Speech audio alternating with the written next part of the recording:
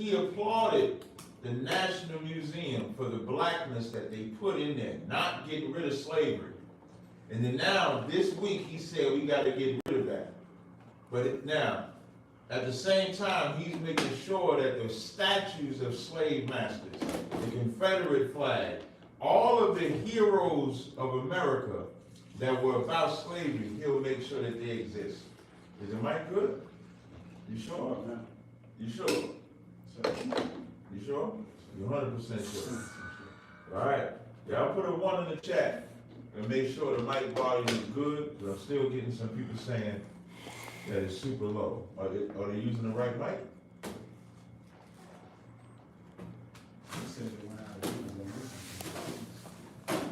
Unless y'all delayed. Let me see. Let me check on mine.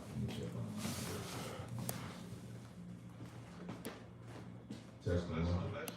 No, I can hear it. Yeah, I can hear it fine on mine. Y'all might be behind. All right. For those that are just joining, you might want to refresh your YouTube, or you might be behind. All right. Because when I play it on my phone, just so y'all, for people in the comment section, unless you show them, they don't believe it. So that's the sound right there. All right. It's not low. If you say it's low, turn your volume up. Anybody saying that it's low, just turn your volume up and you'll be just fine. All right? What zones do we got in here today? What zones do we have in here today? Got Pittsburgh with us. Let's get Pittsburgh in here. Clap it up for Pittsburgh. Who else we got? We just run them all down. Killeen. We got Colleen up in the building. Let's give it up for Colleen. Milwaukee in the house, all right? We got Milwaukee in the house. And if any other zone comes in, of course. And y'all know what to do if y'all got a question. Just raise your hand or communicate in the back chat, and we'll rock out from there. Any questions in the room? Young man? First, I would like, I would like to ask you to break down the verse from Ecclesiastes chapter 5, verse 3. Let's read. No, it's Ecclesiastes. Ecclesiastes. All right, go ahead.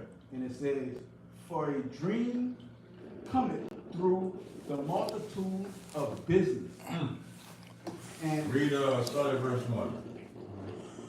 It said, keep thy feet when thou goest to the house of God, and be more ready to hear than to give the sacrifice of food. Now, what is that talking about?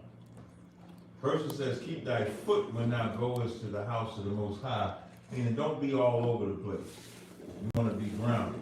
Keep your foot solid, right? Then it says, and be more ready to hear. I think Jadakiss in one of the rap songs said you got 2 ears and 1 mouth for a reason, because you should be more ready to hear than to speak. And a lot of times we want to, if y'all ever watch the shows and Commander Journey Honda, even at camp, people don't ever want to hear, but they always want to talk. They always want to teach us something. When it's really, we should be more ready to hear than to give the sacrifice of fools.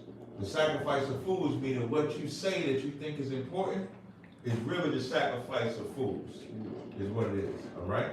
Then it says, for they consider not that they do evil. That's the second thing, all right? Keep going. And it says, be not salaki. And it says, be not Rash. Be not rash with thy mouth, and let not thy heart be hasty to utter anything before God. And this is important because a lot of us, especially in this day and age, you can't tell a brother or a sister that they ain't got no knowledge. Like black people, you would think, black people think we know the law. Like you go tell somebody what you got arrested for. I don't care who it is. They all know the law, how to get out of there. You ain't got to go to jail. You don't even need no lawyer because they know something. When it comes to the Bible, they know something. When it comes to sport, there ain't a black man that you're going to talk to that say he don't know nothing. He going to know something about what. That's why when it says, be not rash, it's talking about the tremor be dismayed, forceful with your mouth. That's what it's talking about. And this is all about self-control, which is something we don't have a lot of. We don't even know what self-control looks like, because in a world where you can say whatever you want at a moment's notice, you look on Instagram, social media, so everybody got a keyboard. They call them keyboard warriors. So you can just say anything you want. The scriptures or worship in the Most High is the opposite of that. You can't say what you want. You got to think about what you say. You want to learn to speak. There's, in the Bible, it says study to be quiet. That's amazing. When you think about the concept of how do you study to be quiet? And that's what we have to do, because we want to talk and run our mouths. But that study to be quiet teaches you how to listen. Because as you learn to keep your mouth shut, you can actually start to hear. And I ain't talking about hearing because people hear all the time. I'm talking about the hearing to understand when you be quiet, right? Then it says, and let not thine heart be hasty to utter anything before God. You should think before you present yourself before the Lord. You know why? Because the Lord already knows all your bullshit already that you're coming with. You think you're going out. Like, we so hustlers. Judah especially have a problem with hustling. Like, we such hustlers that we think we can hustle the Most High. So when you come before this place, when you come in this place, you ever, in Ephesians, the 6th chapter, when it talks about servants be obedient to them that are your masters, right? What we also struggle with is convincing the man we report to that we're good, but when we go home, we're bad. But because the master don't see us, we believe we can front in front of him. But the Most High sees it. That's where our hustle comes at. You can be so good at tricking your mama, tricking your dad, tricking your girlfriend, tricking your boss, that you'll believe you can do the same thing with the Most High. Where the Most High is saying, don't be hasty to utter anything before the Most High. Keep going. And it says, for God is in heaven, and thou art on earth. Therefore, let thy words be few. And you should also do that. When I get to talking to somebody get to talking to me, and they use a whole bunch of words, I know they full of crap right from the jump. Because you should be few words, concise. I learned that when I came into the UPK. Be short and concise. We don't need a paragraph, and it can just be a sentence. But you don't learn that if you hasty with your words. Because we flood somebody with words. It's almost like that's what pimps do. You ever see, like a pimp, when you talk about, I don't know if y'all grew up in that world, in that environment, but a pimp or a hustler, a drug dealer, any woman trying to get you, any man trying to seduce you, they use a bunch of words, and you just like, man, he gotta be right. He said all the words. He just gotta be right. She just gotta be right. She ain't cheating on me because she done said all the words of the heaven. She had, why would she come up with that? But now, when you're a man of the Most High, you know how to read right through all of that. And you gotta say, this nigga just hustling me. What do you need, $5? What do you need to drink? Like, you waiting for what he need, right? Now read verse 3. Verse 3. For a dream cometh through the multitude of business, and a fool's voice is known by multitudes of words. Now, why is it saying a dream coming through the multitude of business? And I'm glad it actually has that word dream in there, because you ever have somebody want to be asleep so they can dream? So they can dream about how they're supposed to live, but then they're going to go back to sleep to get the rest of their dreams so they can see how to live, but then they got to go back to sleep so that they can be dreamers. And you have some people that daydream, where you spend all your time dreaming instead of doing. So now this verse says, for a dream coming through the multitude of business. What does that mean? Just give me, y'all know what the dreams part mean? Anybody? Give me when it says coming through the multitude of business. What does that mean? What does that part mean? When I tell you, y'all gonna be like, damn, I should have thought about that. I have no clue. That's Think about what we talk about. We talk about being rash at the mouth, being a fool, over talking, doing all of this. What would the multitude of business be? Y'all saw? The multitude of business will be the different activities you go through, the different things you're saying, the different conversation you're having. And give me one word that can sum that up. It's in the Bible. One word? It's a compound fraction, so it might sound like two words. Busybody?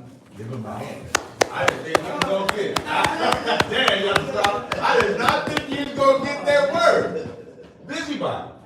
And you know why you have that dream? Because you got so many thoughts. The reason why I'm saying the dream coming through the multitude of business, because you start living in a fantasy world of all the business that you in.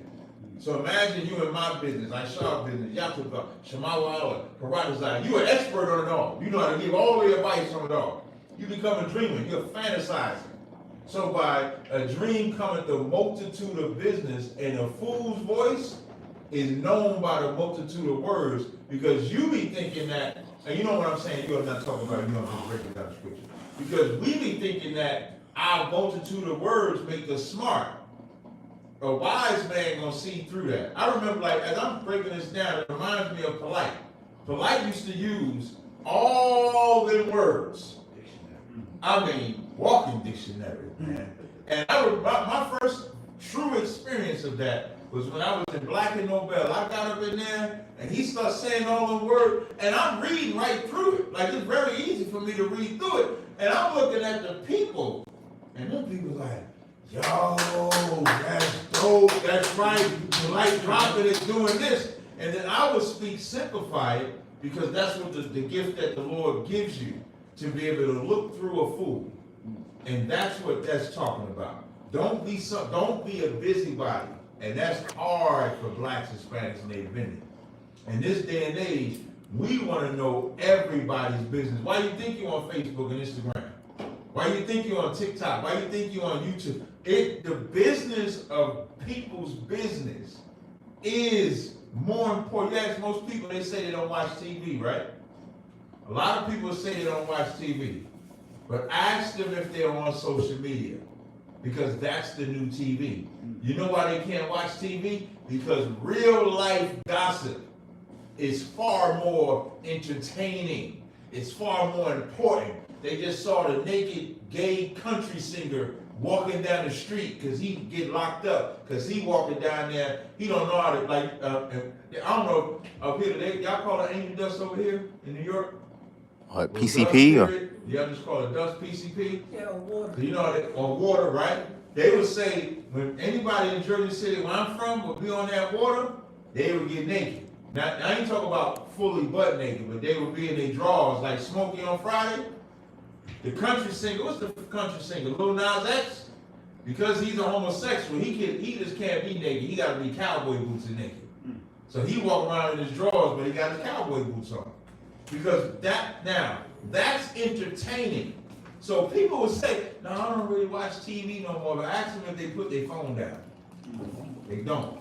That's what that verse is talking about. All right? Why? I got about. Next question. Any questions in the room? Any questions online? Yeah, Colleen has a question. All right. I think I